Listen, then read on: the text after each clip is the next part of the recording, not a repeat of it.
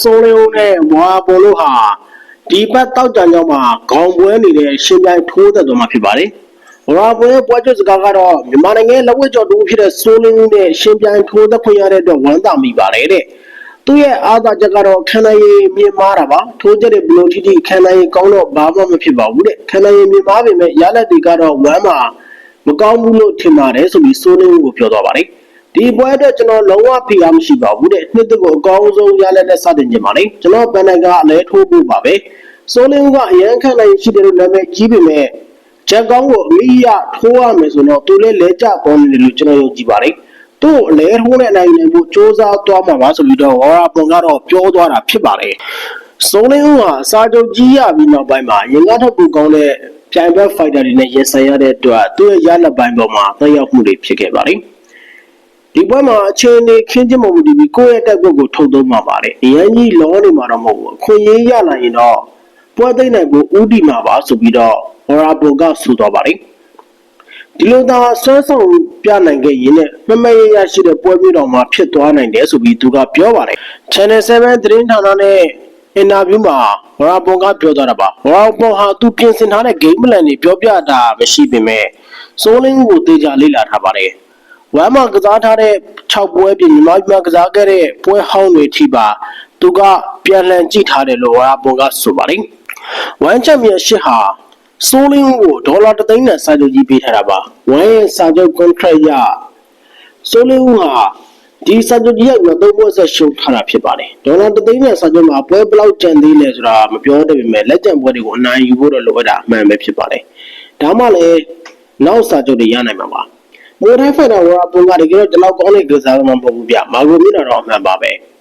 သူကစိုးနေမှုတဲ့ငယ်တဲ့အတွက်ငယ်ကုန်ရှိတယ်လို့မိုးထိုင်းနေစနစ်တော့ကြီးညက်ပါတယ်မိုးထိုင်းလောကမှာလည်းအထိုက်ရောက်ထင်ရှားတာမို့လို့ One Friday Fight မှာကောင်းပွဲထိုးရတာပ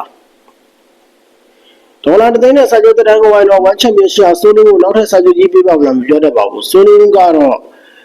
ပြိတ္တများတဲ့ကစားသမားဖြစ်တာလည်းမှန်ပါတယ်ဒါပေမဲ့နိုင်ပွဲမရှာနိုင်ရသေးတာလည်းတော်တော်လေးခက်ပါတယ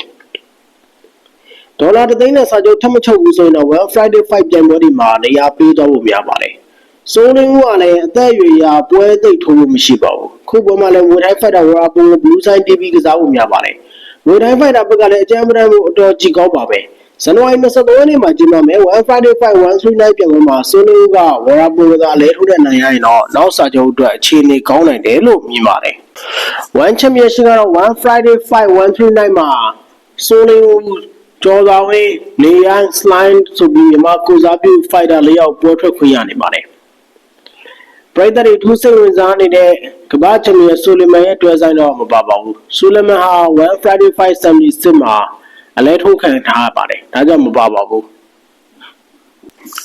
ဟောပေါ်ရဲ့ဆိုလီပေါ်မြင်တဲ့ပတ်သက်ပြီးအဲ့ဒီလိုမျိုးပြောတဲ့အတွက်ကြောင့်မြန်မာပရိသတ်တွေကတော့ခုလိုမျိုးပဲတုံ့ပြန်ထားပါတယ်ဆိုလီကိုအလဲထိုးဖို့ဆိုတာတော့မဖြစ်နိုင်ဘူးတဲ့ပွန်ဆာရီလည်းအဲ့ဒီလိုပြောခဲ့တာပါပဲတဲ့လက်တွေ့ကြတော့ခင်ထိုင်ကြသွားတာပါပဲတဲ့အပြောကောင်းရင်အိပ်ပျော်နေအောင်ပဲတဲ့နာပြီးတော့စိုးလင်းကိုအလဲမထိုးနိုင်ပါဘူးတဲ့စိုးလင်းကိုအလဲထိုးဖို့ဆိုတာကတော့တကယ်တော့မလွယ်ပါဘူးစိုးလင်းကဒါကြောင့်တမလိစိုးလင်းဆိုပြီးနာမည်ရနေတာဖြစ်ပါတယ်တကယ်လို့အလဲမထိုးနိုင်ဘူးဆိုရင်တော့ Thai Fighter တွေကအနိုင်ရမယ်ဆိုရင်လည်းအမှတ်နဲ့ပဲအနိုင်ရဖို့များတယ်လို့ပရိသတ်ချုပ်ကတော့သုံးသပ်ပါတယ်စိုးလင်းဦးဟာတဲ့တမ်မဏိဆိုတဲ့မာကိုကအလကားရထားတာမဟုတ်ပါဘူးတဲ့ဒါပေမဲ့တချို့ကတော့စိုးလင်းဦးကတက်လုံပိုင်းအကြပိုင်းရောက်လာပြီမဲ့တပွဲလုံးထိုးတယ်မရှိဘူးတဲ့မာကိုမြင့်ကြောင်ထိုးခံသွားတာတွေ့ရတယ်တဲ့တက်လုံးတက်ပေါက်မရှိတာတော့ဝန်ခံရမယ်တဲ့ထိုးကွက်နဲ့ရှင်လည်းတော်လေးနေကြပါလေတဲ့ထိုးကွက်အစ်စ်အစမ်းလည်းမတွေ့ရဘူးတဲ့မိဟောင်းတိုင်းထက်လည်းမပို့ဘူးလို့ချိုးပရိသတ်တွေကတော့ပြောပါတယ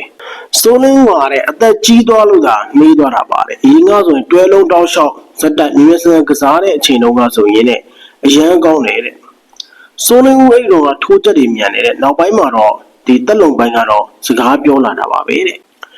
နောက်ပြီးတော့ငါတဲ့စိုးလင်းကိုကြောက်မထိုးနိုင်ဘူးတဲ့ဟော်ရာပွဲအဆင့်နဲ့ကတော့စိုးလင်းကိုကြောက်ထိုးကဝေးကြီးပါတဲ့အမှတ်နဲ့တော့နိုင်ကျင်နိုင်မယ်တဲ့အလဲထိုးဖို့ကြိုးစားရင်တော့ကြိုးစားတဲ့သူပဲအလဲထိုးခံရလိမ့်မယ်တဲ့စိုးလင်းကိုတဲ့ဘာကြောင့် အလဲထိုးနဲ့နိုင်ရဘူးလဲဆိုတော့ပြောတာကတော့စိုးလင်းဦးဟာတော်တော်လေးကိုမာကျော်တဲ့ fighter ဆိုတော့မြန်မာပြည်သက်တွေအားလုံးသိပါတယ်ဒါပေမဲ့အမှတ်နဲ့ဆိုရင်တော့ထိုင်း fighter တွေကပို့ပြီးတော့နိုင်မှုများပါလေဝါရဘောကစိုးလင်းဦးကိုနိုင်ထိုးမယ်လို့သာရှောက်ပြောနေပြီသူ့ရဲ့ရလက်ကတော့တကယ်တော့မကောင်းဘူးဗျသူက1 championship မှာမွေထိုင်းပွဲဆွစုပေါင်း17ပွဲထိုးတယ်လို့သိရတယ်6ပွဲနိုင်5ပွဲရှုံးဆိုတဲ့ရလက်ကိုလည်းပိုင်ဆိုင်ထားတယ်ဒါကိုကြည့်ပြီးအဖြစ်သူရလက်ကအရန်ကောင်းကြီးလို့လည်းမဟုတ်ဘူးဗျ6ပွဲမှာ2ပွဲကိုလဲထွေးနိုင်ပြီးကျန်4ပွဲကိုတော့အမှတ်နဲ့သာနိုင်ထားတာပါရှုံးထားတဲ့5ပွဲကလည်းအမှတ်နဲ့သာရှုံးထားတာပါရကော့အရကြည့်ရန်ကောင်းတဲ့ထဲမှာပါပေမဲ့ရှော့တက်လို့တော့မရပါဘူးမာကုံလည်းရှိသင်းတဲ့လောက်ရှိတယ်လို့ကောင်းတယ်လို့လည်းပြောလို့ရပါတယ်ဒီခါတလေထိရင်ကြတတ်ပေမဲ့တန်းပြီးတော့အိတ်သွားတာမျိုးမဟုတ်ပါဘူးမူမပြတ်ပဲပြန်ထားပြီးတော့ပြန်ထိုးနိုင်ပါတယ်ဘလို့ပဲဖြစ်ဖြစ်ဒီပွဲဟာစိုးလင်းတော့အရင်ကြီးမခတ်တယ်လို့ရှော့တက်လို့လည်းလုံးဝမရတဲ့ပွဲပါပြောနိုင်တဲ့တကွာတော့ဒီဘောကိုစိုးလင်းဝင်နေတဲ့အလဲထုတ်ဖို့သာအဓိကထားပြင်ဆင်စေချင်ပါတယ်။ပါဝါကိုအပြုတ်ပြီးတစ်ချက်ကောင်းထိုးနိုင်မှရမှာပါ။အမပေးဆုံးဖြတ်ရောက်ရင်တော့အင်ရှင်ပဲစောက်တော့ဖို့ရှိပါတယ်။ဝါရာဘိုစတဲ့ fighter ဟာဆက်ဆန်ဖုန်ဆာရီတို့ထက်ပညာအများကြီးကောင်းတဲ့ fighter လို့လည်းပြောလို့ရပါတယ်။စိုးလင်းကတော့အရင်ပွဲတွေနဲ့မတူတဲ့ပုံစံမျိုးထွက်ပေါ်လာမယ်လို့တော့ခန့်မှန်းရပါတယ်။ One Friday Fight 139မှာမြန်မာ fighter တွေထိုးမဲ့ပွဲကိုကြည့်ရမယ်ဆိုရင်တော့ကောင်တွေကဝါရာပွန်နဲ့ဆိုလင်းဦးလားတမ်လီဆိုလင်းဦးဟာဝမ်ရဲ့အဓိကပွဲစဉ်ဖြစ်ဝါရာပွန်နဲ့ဒါဟာပွဲကြီးပွဲကိုတီးထားတာပါနောက်ပွဲကတော့ Slam Time Christian နဲ့ Raw တို့မှာမျိုးဆက်သစ်ကိုစားပြီး Slam Time Christian ဟာမြန်မာ fighter တွေရဲ့နီးစနစ်ပိုင်းတိုးတက်မှုကိုပြသဖို့နဲ့အဆုံးဖြတ်နိုင်ပွဲရရှိဖို့လည်းလိုအပ်နေပါတယ်နောက်တစ်ခုကခွန်ဆုနဲ့နေရိုင်းပါနေရိုင်းဟာအပန်ဝိတ်တန်းမှာထိုင်းကစားသမားကိုရင်ဆိုင်ဖို့မြန်မာလက်ဝဲစတိုင်နဲ့ပေါဝင်ရှင်ပြိုင်သွားမယ်လို့သိရပါတယ်ကျော်တော်ဝင်းနဲ့ဂျပန်ဖိုက်တာမူကာတို့ပါကျော်တော်ဝင်းဟာအဲ့ဒီညမှာမြန်မာအသင်းကိုပြီးပြည့်စုံပြီးတော့အမှန်တကယ်စစ်မှန်တဲ့တိုက်ပွဲဖြစ်ပြောင်းလဲဖို့အသင့်ရှိနေပါတယ်လာမယ့်ဇန်နဝါရီလ23ရက်တောက်ကြနေ့ပါဘန်ကောက်စံတော်ချိန်နဲ့ဆိုညနေ6နာရီခွဲဖြစ်တယ်လို့လည်းသိရပါတယ်